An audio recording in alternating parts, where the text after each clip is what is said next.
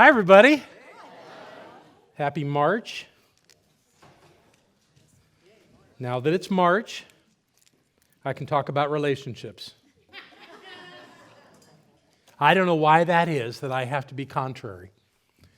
But for some reason, it's just part of me. I laughed when I got my latest assignment on an article for Science of Mind magazine. They said, we'd like you to write an article on mindfulness for mavericks. I said, so who told you I was going to write this? Because there are several people there that know me very well as a maverick. I wonder which one of them started this. Anyway, it's still mulling in me. It's not due till the end of the month, but it'll be in the magazine later in the year. So this thing about getting past the relationship month to talk about relationships isn't that weird. Gave me time to think about it.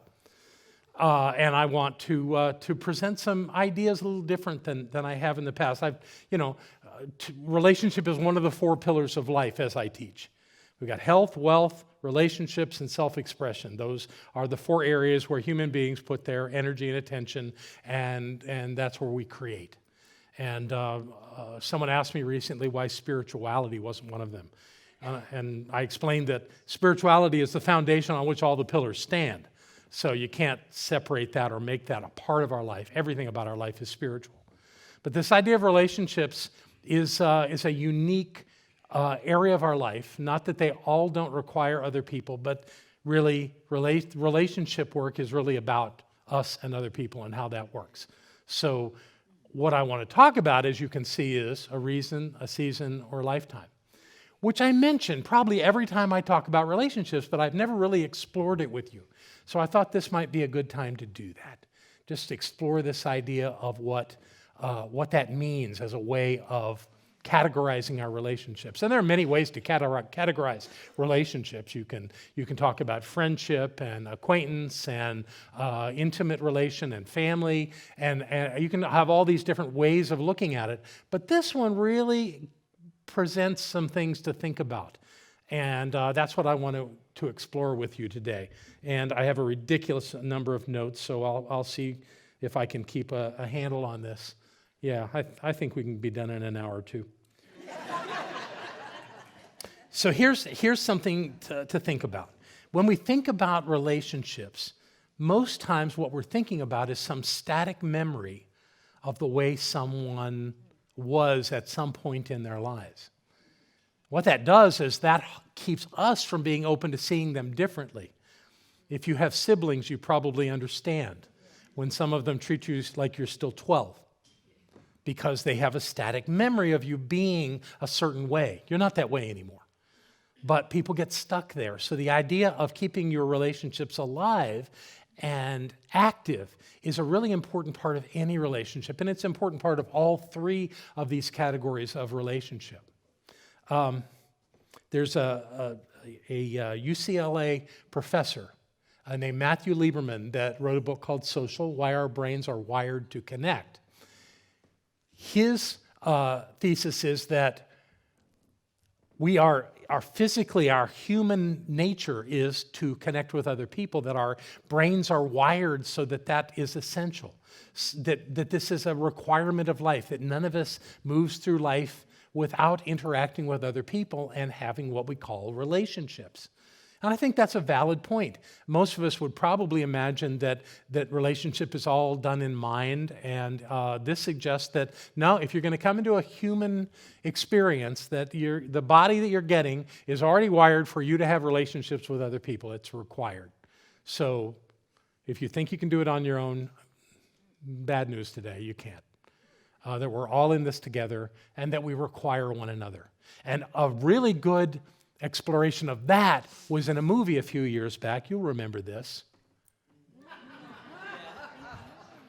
Where this character was castaway, was abandoned or alone on an island in the middle of the Pacific, and one thing that rolled up off the plane that crashed that he was on was this volleyball, and he painted a face on it and called him Wilson.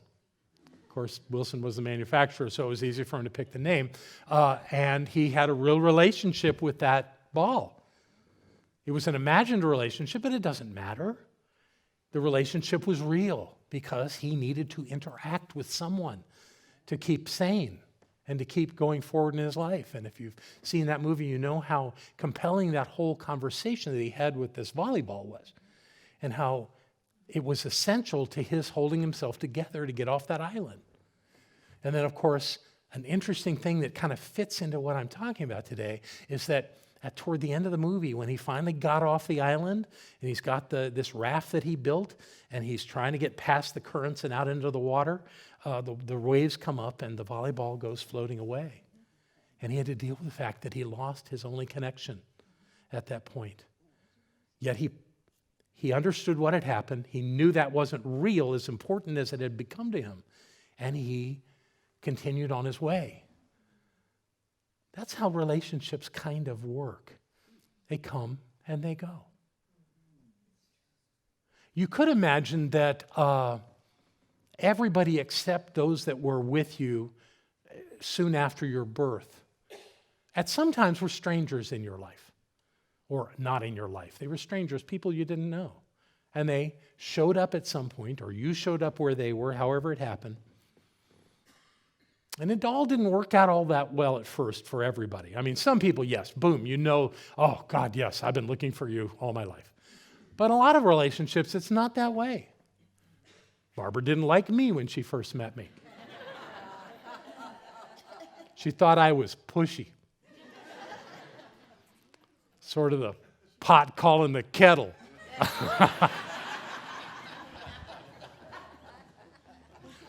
But we got past that. And I seem to be indifferent to the fact that she was married. But we got past that too. That's enough, Tom.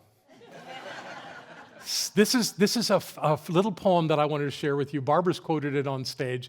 It's called Outwitted. He drew a circle that shut me out. Heretic, rebel, a thing to flout. But love and I had the wit to win.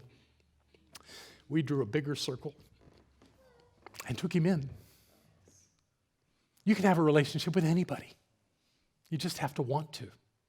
You can have a relationship with someone that doesn't get who you are. God knows I've had those in my life. I mean, I just told you about Barbara, but there's been plenty of people that are just not sure about me. And most of them get over it because I draw a bigger circle and take them in. You see, there's kids that show up here with their parents, and I go, you want a big hug? And they go, no. And they'll hide behind their parents and keep as far away from me as they possibly can until the day that they finally do. Let me hug them and pick them up and spin them around. And then they're like the next week, I'm ready. And that's a way relationships works. When we find the value in another person, we open up to it. We can change those rules of keeping that distance once we know it's safe and that there's some value in it. And that's the thing about relationships. They must have value. We have to have value in them, or they have no purpose in our life. All relations have purpose. And all relations are one of these three. So what I want to do is I want to take you through these three and kind of look at how that works. What is a relationship of reason? What is a relationship of a season? And what is a relationship of a lifetime? So we're going to kind of just pick at these guys and see what we can find and what may be worth knowing about that. So we start with a reason. Well, immediately you can say, well, all relationships have a reason. And that's true. Granted, that's the purpose of relationships, is that they have some meaning and purpose and value in our lives. They happen for a reason. This is talking about a specific reason, not grand and glorious lifetime reasons, but in the moment. People come in and out of our lives on a regular basis, and we create a relationship, and then it's over because it's been fulfilled. One example would be with Barbara going through all the therapy that she has.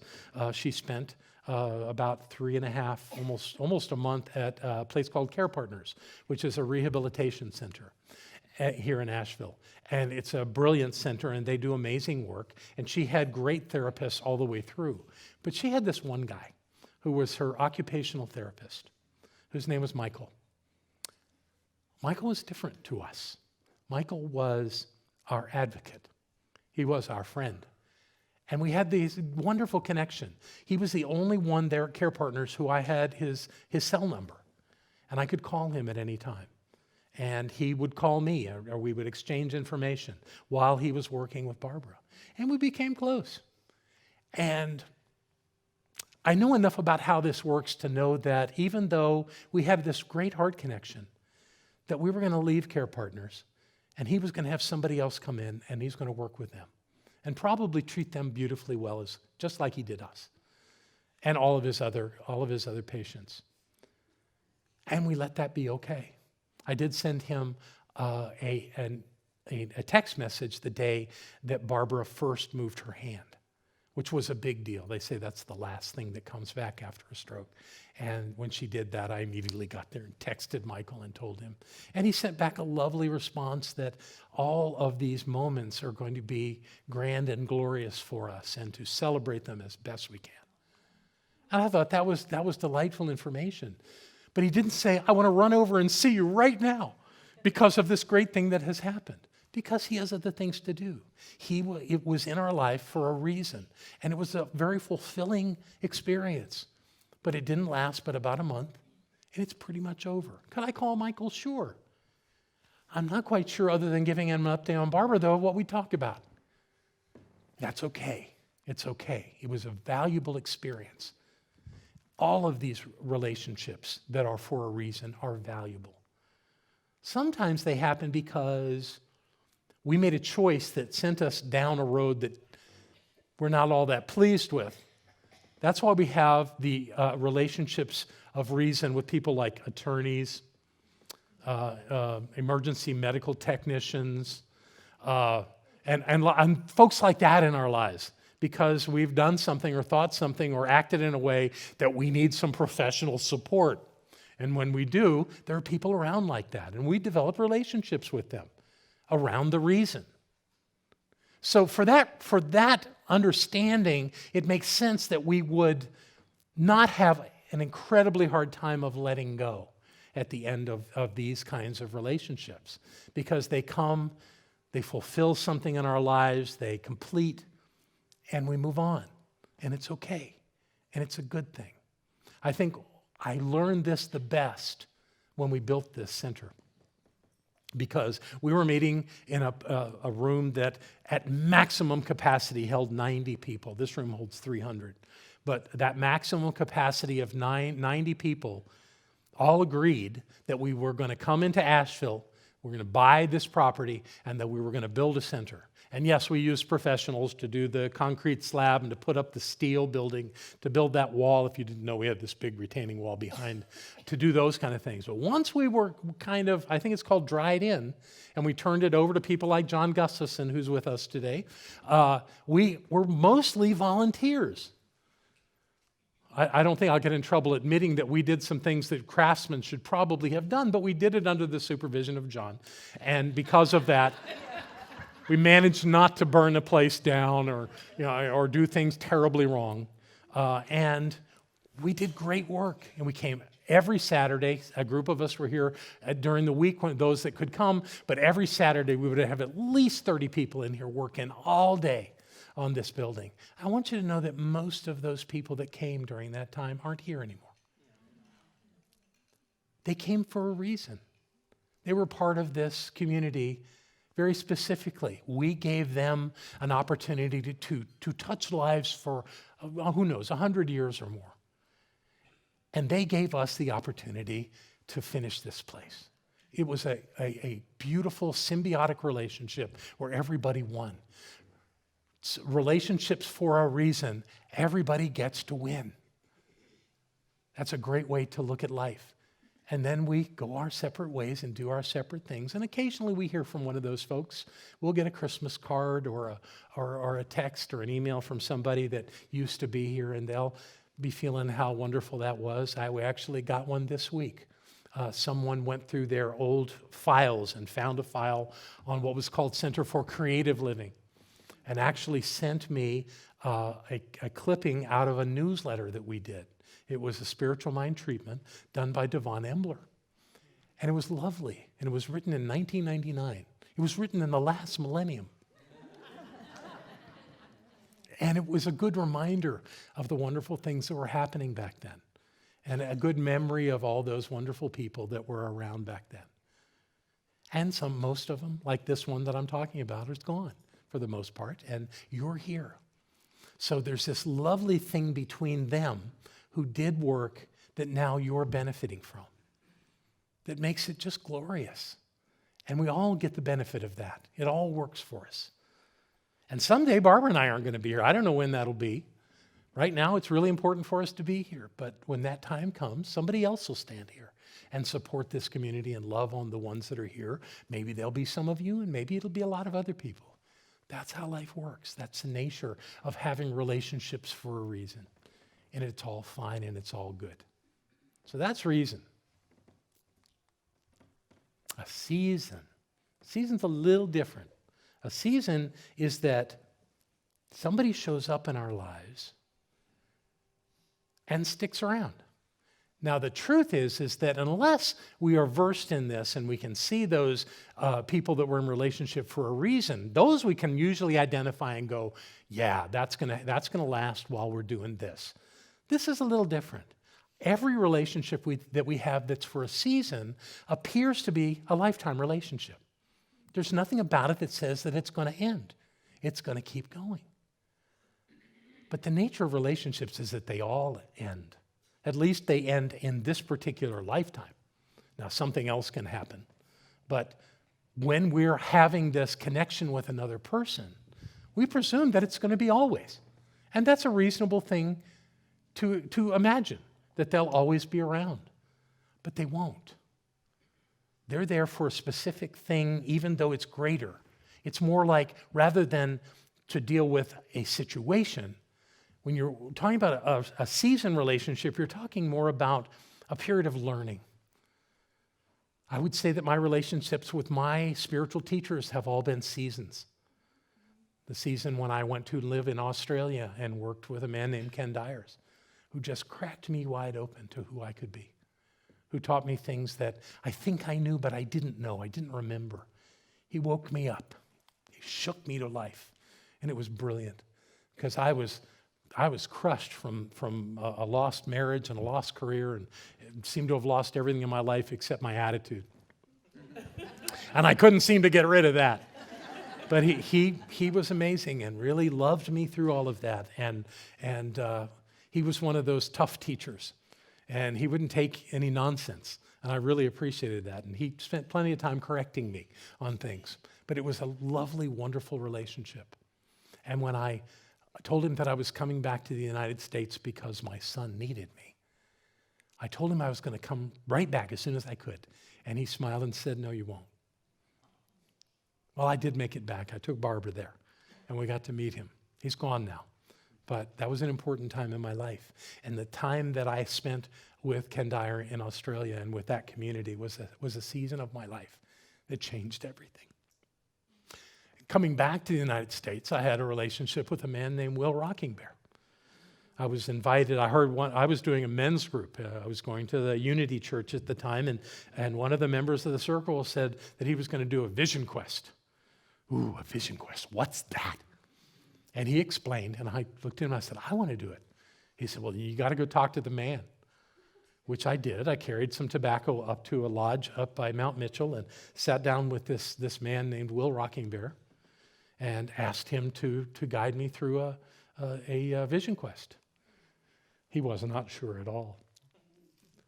But he prayed on it. He worked on it. That's another story. And finally agreed, and I went and sat on the mountain.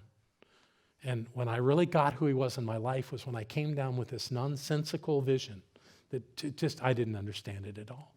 And I sat with him and he explained it to me. And I thought, oh, this is real. Will Rockingbear was also Barbara's teacher. We spent many years going up to his lodge once a week and sitting with a group of people in circle and studying the native ways, and it was an extraordinary time for us. Will was actually on his way here the night that he told his partner Zoe that rather than come, they were halfway here to take me to mission. And that's where he made his transition. So he was an important part of our lives. And there was some work to be done when he left. But we did it. We did it lovingly. We accepted that that was an important, meaningful time in our lives, but we didn't have to continue on that. We had been richly blessed by it, and that it would never leave us. And there are so many other kinds of relationships. Most of them we never want to have end, but they will. They will, because that's the nature of things. And when it's time for them to go, or for you to go, it doesn't matter. The value of it did not come from the ending. The value came from the time you were together. And to grieve that loss when it's over kind of helps miss the point. The point is that it was something worth doing, and it was for a season. And when you get that, it changes it, and you can accept it and see what it was in your life. And then, of course, you can use the teaching of the great Dr. Seuss. Don't cry because it's over. Smile because it happened. And when we do that, the value of it stays with us, so that every time we go back into our memory and remember those times sitting in circle, remembering the teachings that we learned, remember how we applied them into our lives. In some cases, remembering about the really stupid stuff that we did, that we had to learn through. It all takes on greater meaning and value in our lives. And then, of course, there's that lifetime thing. This is a smaller group, but most people, when they think about a lifetime relationships, immediately go to this idea of family. And I really want to suggest that that doesn't have to be.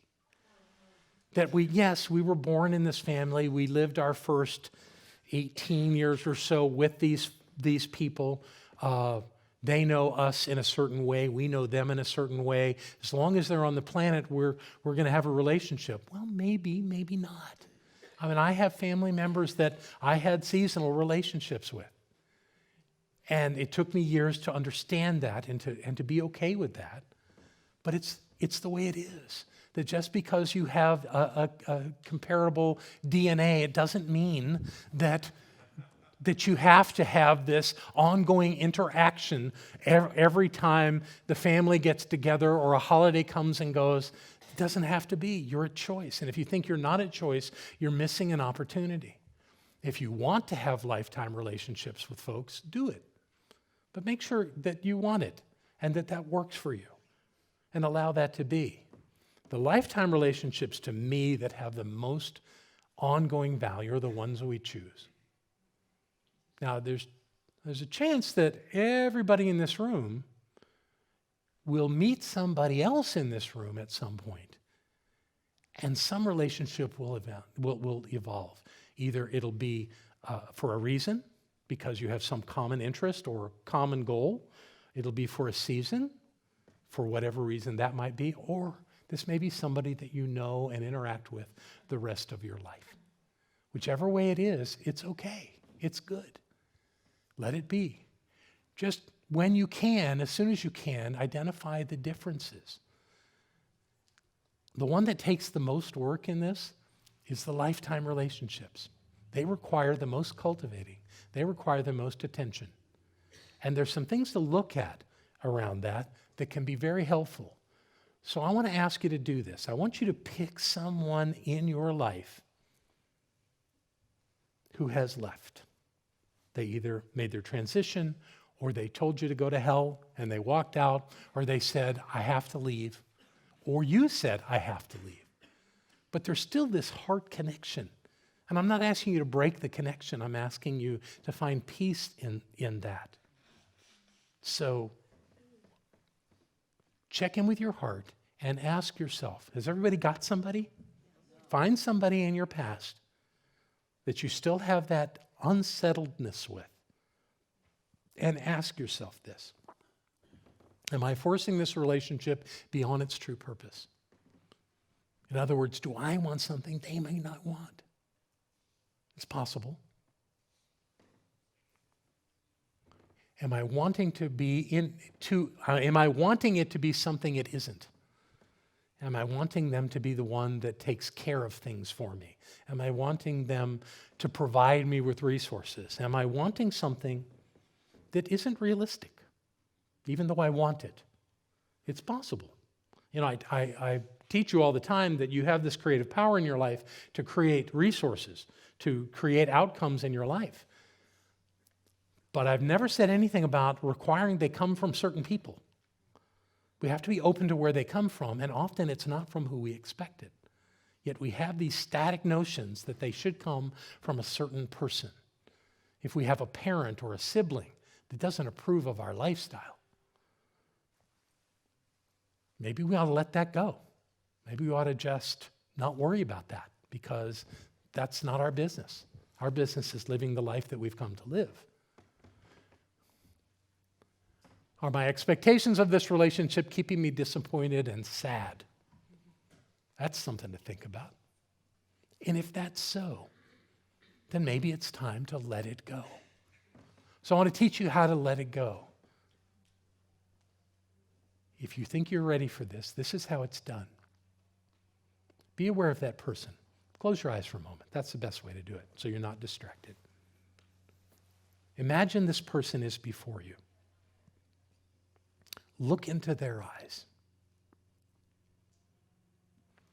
Know with absolute certainty it's time to go ahead and let them go. You have a connection between your heart and their heart. It's called a heartstring. And that's what links you to them so vitally in your life. And if that heartstring has done its purpose, this isn't about withholding anything. It's simply about releasing what doesn't really have value anymore. Not the person, but the relationship. And those are two different things. So imagine them, look into their eyes, and I want you to go right to their heart, that heart that beats in their chest. And from that place, I want you to disconnect that heartstring. And I want you to draw that whole string back into you.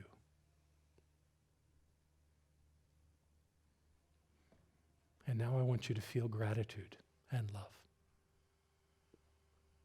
You will never stop loving this person. If you love them once, you love them always.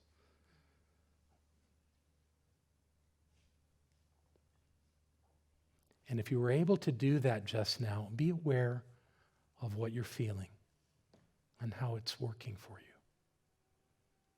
You may want to do it again later when you're alone and you can just really focus on it. But let it be okay that they do what they need to do and you do what you need to do. And life remains grand and glorious at every turn. When you've got that, open your eyes. That work for anybody? Nice. Very nice. So we got these guys going. So we're still talking about this idea of a lifetime. Perhaps I should move along in my pages and pages and pages of notes. Make sure I say what I want to say to you. So lifetime relationships are about bringing us lifetime lessons. They're the deepest lessons. They're the most important ones. And frankly, I have to be completely honest that since the beginning of December and everything that I've experienced during this time, my lessons have gone so deep, so profound in my world. And it's not that I've had to rally to make my life work, but I've really had to pay attention. And it has served me well. And as I think I've probably said to you every week, I love this woman more today than I ever have. I find value in her presence in my life greater than I ever have. Because she's here, and she smiles, and she tells me she loves me. And when I'm helping her physicality, she's feeding my soul. And that's the way life is supposed to work at the level of a lifetime relationship. Yet, it seems that we tend to take our lifetime relationships more for granted than any of them. Why? Well, because we believe they're going to love us no matter what. So if we're going to be a jerk, we're going to do it to them because they're going to get over it. Bad idea. Not a good idea. So very quickly, I'm going to take you through 5 ideas that can help keep that lifetime relationship successful. Number 1, talk about what's important to you. Listen to what's important to them. We're probably pretty good if we're ego-centered in letting them know what we think and what's important to us. But for every moment that we spend speaking our word to them, we need to listen carefully to what they want. Barbara got me this week. She's still looking for words.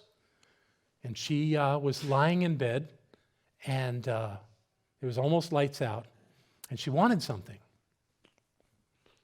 And so we go through our question-answer thing. Is it in the bathroom? No. Is it in the TV room? No. Is it upstairs? Yes. What's upstairs? What's upstairs? And I thought and thought and thought, and I couldn't come up with it. And I started to cry. I don't want to not know what you want. And she took my hand, and she said, it's only food. I go, oh, you want food?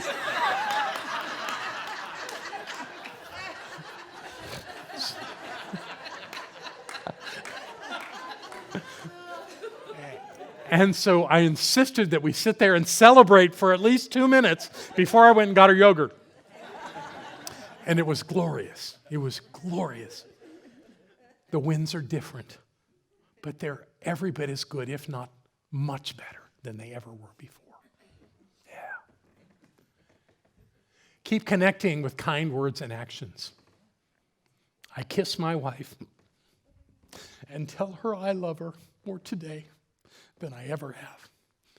I want to invite you not to wait. If you've got an intimate partner in your life, tell them every day. Life is fragile. They could be gone tomorrow, or you could be gone tomorrow. Don't wait. Don't wait. Always speak to this one who is sharing a lifetime with you as if you would like them to remain in your life. That seems a little weird, I know. But we need to tell them. We need to act as if you really want them there. We need to get rid of this thing of taking them for granted or just going, oh, hi. No. Wow, you're here. I'm so happy. It's so good to see you. I've missed you over the last 10 minutes or whatever. But to use it to refine this idea of how valuable this one is in your life. Stop judging yourself and hiding your shortcomings. They already love you. They're not going to stop loving you because you have some screwed up ideas or things in your life. Let them know it's okay. They'll keep loving you. And if they won't, they didn't before. Let it be okay, whatever it is.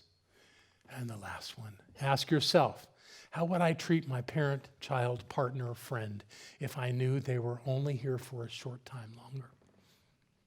Boy, that'll change it. Rocking used to say, wear death on your shoulder. Let death sit right there as a reminder of how precious life is. And if you do, you'll get the relationship that you're looking for.